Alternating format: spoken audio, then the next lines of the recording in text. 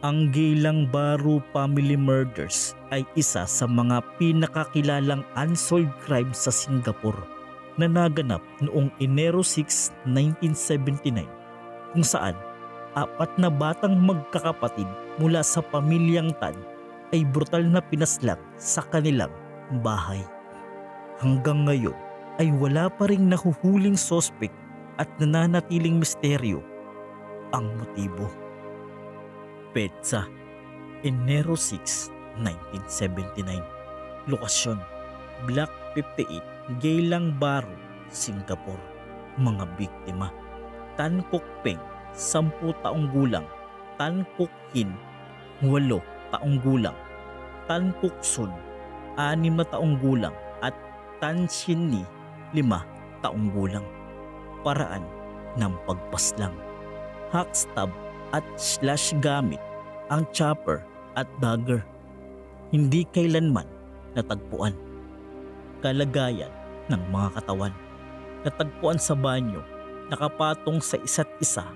Bawat isa may hindi bababa sa 20 sugat sa ulo at liig.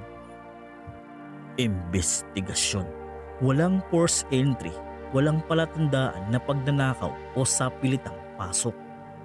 Paglilinis ng ebidensya, may dugo sa lababo ng kusina, indikasyon na naglinis ang salarin bago umalis.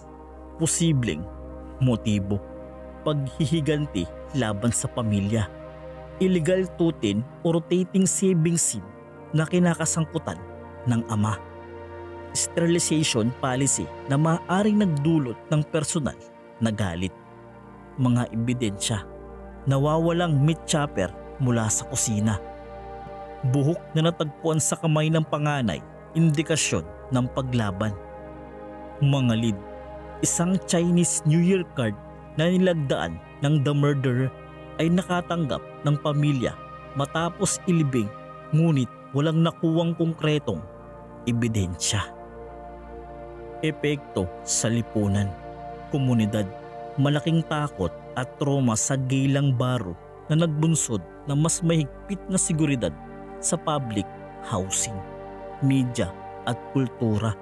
Isa sa mga pinakatanyag na unsolved murders sa kasaysayan ng Singapore, madalas na binabanggit sa mga true crime na aklat at dokumentaryo.